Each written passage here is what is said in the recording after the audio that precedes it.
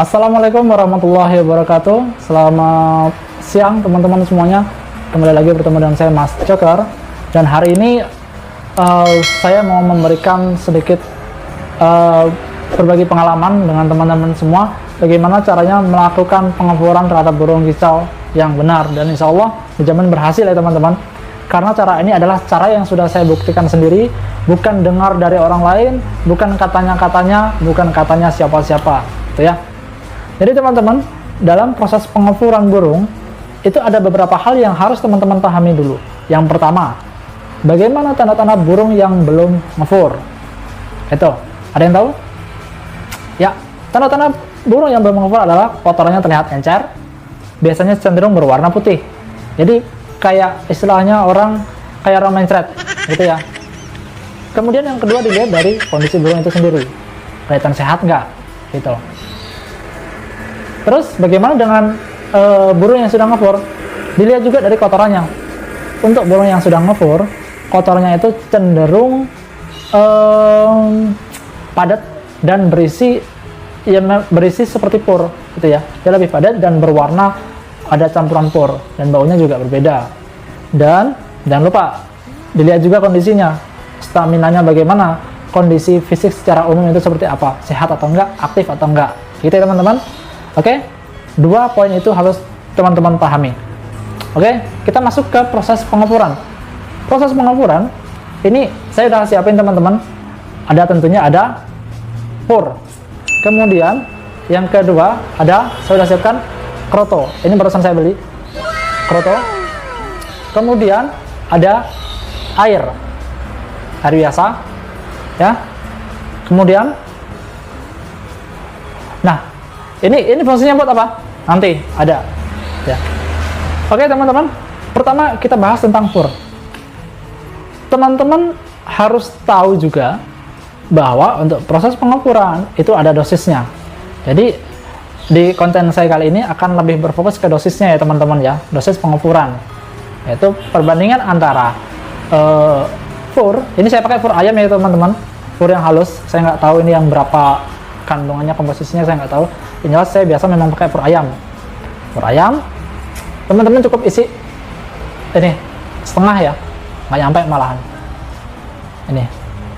Dan oh ya lupa, teman-teman, dalam proses pengoporan ini harus dilakukan sehari 3 kali, itu ya, penggantian purnya maksudnya. Jadi penggantian itu dilakukan, kalau saya biasanya jam 7 pagi, jam 1 siang, dan jam 7 malam, itu ya. Kenapa harus 3 kali sehari? Karena pur ini nanti akan kita basahkan. Nah, fur yang sudah dibasahkan atau fur yang sudah tercampur air itu dominan cepat bau. Jadi ya teman-teman pikir aja sendiri, kita kalau makan makanan yang basi kan nggak mau, gitu ya. Nah, terus kenapa jam 7 malam juga harus kita kasih? Begini, di video sebelumnya saya sudah menjelaskan, mengingatkan juga bahwa burung bakalan yang belum ngefur itu simpan di tempat yang sunyi, terus kalau malam simpan di tempat yang ada cahaya atau lampu, gitu ya. Tujuannya apa? Ini salah satu tujuannya. Banyak kasus-kasus burung bakalan yang kalau siang itu nggak mau makan sama sekali. Nah, malam itulah kesempatan bagi burung untuk benar-benar berani ngambil makanan yang kita kasih. Kenapa? Karena malam udah nggak ada aktivitas sama sekali. Kita manusia pun udah tidur, hewan-hewan yang lain juga pada tidur. Jadi kondisinya benar-benar sunyi. Untuk burung yang susah makan di siang hari, kemungkinan terbesarnya dia adalah waktu makannya adalah malam hari, gitu ya. Teman-teman bisa bayangin dong, kalau kita burung pagi sampai siang sore nggak mau makan, malamnya juga kita nggak siapin makanan, besoknya pasti lemes, 2 hari kemudian mati, gitu ya. Oke, kita masuk ke dosisnya teman-teman. Pur ayam itu kalau saya pribadi biasanya itu burung 3 hari udah pur kering, saya ya udah lepas kroto, paling lambat seminggu lah, paling lambat itu udah benar-benar aman, yakin aman, gitu ya. 3 hari kalau untuk pemula mungkin jangan ikutin lah, anggap aja 1 minggu. Teman-teman harus tahu, pemberian pur dengan kroto itu memiliki dosis yang berbeda dari hari pertama sampai hari terakhir dia mau makan fur total gitu ya. Kita bahas untuk hari pertama. Ini fur kering yang sudah saya siapkan, fur halus, isinya setengah. Ini adalah dosis untuk hari pertama. Hari kedua sampai seterusnya sama segini dosisnya. Kalau saya setengahnya ya teman-teman, anggap aja ini 50. Nah, bagaimana dengan kerotoknya? Kerotoknya ini, jadi untuk hari pertama bisa perbandingannya 50-50. Jadi kalau furnya segini, kerotoknya juga berarti jumlahnya sama dengan ini. Bisa jadi ini hampir penuh gitu. Tapi bisa juga pakai 40. Kalau saya biasanya pakai 40. Jadi fur 50, krotonya 40. 40% ya, bukan 40 biji. Caranya, ini pertama-tama kita harus campur dengan air, teman-teman. Air bisa air biasa, air dingin, ataupun air hangat. Nah, kelebihan dan kekurangannya ada. Kalau air hangat, dia cepat ngembang nih, furnya cepat ngembang. Kalau air dingin, lama ngembang, tapi dia nggak panas, gitu ya. Terserah teman-teman mau pakai yang mana enaknya. Kalau saya kadang pakai yang panas, gitu, yang hangat. Dan catatan untuk teman-teman, setelah selesai ngaduk ini, jangan cepat-cepat dikasih ke burung ya. Apalagi yang menggunakan air dingin, air biasa maksudnya. Jangan, karena yang namanya fur itu kena air pasti ngembang. Biarin dulu dia ngembang sampai semaksimal mungkin. Itu. Oke, kita sekarang campur dengan kroto. Ini hari pertama, fur 50, kroto 50. Kita campur dulu ya. Ingat, ini sengaja nggak saya sengaja nggak saya campur air dulu karena saya nggak punya banyak kroto. Ya, ini anggap aja sekarang sudah saya campur dengan air. Oke, saya campur dengan air, kemudian masuk ke dosis krotonya.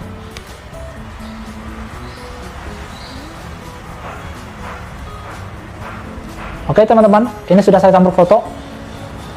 Ini saya pakai, anggap aja 30 atau 45 ya. Teman-teman bisa pakai dosis perbandingannya fur 50, kroto 50 atau 40 bisa ya. Ini sekarang ceritanya teman-teman, furnya udah saya campur air nih ya, udah ngembang, saya campur kroto. Sekarang diaduk ya. Ini fungsinya tadi buat ngaduk. Diaduk semua sampai rata. Nah, setelah semuanya teraduk sampai rata, barulah kita bisa kasihkan ke burung. Dan teman-teman harus ingat, krotonya harus dilihat ada nggak makanan-makanan dia, hewan-hewan yang biasanya hitam tajam itu dibuang ya. Kalau angkrang-angkrangnya, serangga yang merah itu nggak masalah dikasihkan, itu di alam dimakan juga sama burung. Nah, cuma buat yang hitam itu kan tajam ya, jangan, jadi dibersihkan gitu. Ini untuk hari pertama sama, pagi, siang, sore harus diganti. Habis nggak habis, makan nggak dimakan harus diganti. Jam 7 pagi, jam 1 siang, jam 7 malam. Teman-teman harus lakukan itu. Oke, untuk hari pertama udah. Dan untuk hari kedua, teman-teman sebelum menentukan dosis antara fur dengan kroto, itu teman-teman harus lihat kondisi burungnya dulu. Jadi istilahnya kita observasi ya. Kita observasi. Pertama, jelas seperti yang udah saya bilang sebelumnya, teman-teman bisa lihat kotorannya. Jadi kotoran udah membaik belum? Udah mulai padat belum? Udah mulai berisi belum? Gitu ya. Kemudian dari burungnya sendiri kelihatan lemas enggak? Gitu. Kalau ternyata sekarang, anggap aja kotorannya udah membaik ya, udah mulai padat. Sekarang kita masuk ke dosis hari kedua. Dosis hari kedua, teman-teman, fur tetap 50 dan krotonya, ingat ya, burungnya sudah membaik, kondisi kotorannya juga sudah membagus ya. Dosis kroto bisa teman-teman kurangi, yang tadinya 50-50 atau 50-40, teman-teman bisa kurangi 50 berbanding 30% ya, bukan biji. Jadi, jam 7 pagi, jam 1 siang, jam 7 malam tetap wajib diganti. Mau dimakan atau enggak, masih utuh atau udah berkurang, tetap wajib diganti. Kenapa? Karena fur yang dibasahkan pasti cepat basi atau cepat bau. Dan itu nanti bisa jadi penyakit buat burung. Oke? Sekarang kita masuk ke hari ketiga. Hari ketiga, fur, ingat ya, tetap setengah dari cepuk atau tempat makanan. Hari ketiga, fur 50, dan kroto sebelum dikurangi. Ingat, dilihat lagi kondisi burungnya. Apakah burungnya kelihatan sehat, ya, masih segar, dan juga bagaimana kondisi kotorannya. Makin padat lagi atau enggak? Gitu. Sekarang anggap aja makin padat. Oke, kita kurangi dosis kroto. Fur 50, kroto kurang lagi menjadi 20 ataupun 10, ya. Bisa kita kurangi. Jangan langsung dihilangin. Caranya sama, tetap diseduh dulu purnya, ya, dicampur air, ya udah ngembang, baru kita masukin kroto, kita aduk, kita adon, kita rata, kita makan. Ya, burungnya yang makan. Oke, jam 7 pagi, jam 1 siang, jam 7 malam. Ingat. Dan burung posisi di kerodong ya. Oke, sekarang hari ketiga udah kita lalui, udah 3 hari ya. Harusnya ini udah menunjukkan tanda-tanda burung ini sudah mendekati kata fur total, tapi masih ada step lagi yang harus kita lewati. Nah, oke, makin hari intinya adalah kita makin mengurangi dosis kroto. Terserah teman-teman mau main di angka berapa, ya. Tapi dengan catatan harus lihat kondisi kotoran dan juga kondisi burung itu sendiri sehat atau enggak. Oke, sekarang kita anggap maaf. Jadi lalu sekarang kapan kita harus mengganti burung makan fur kering? Itu kan yang jadi pertanyaan.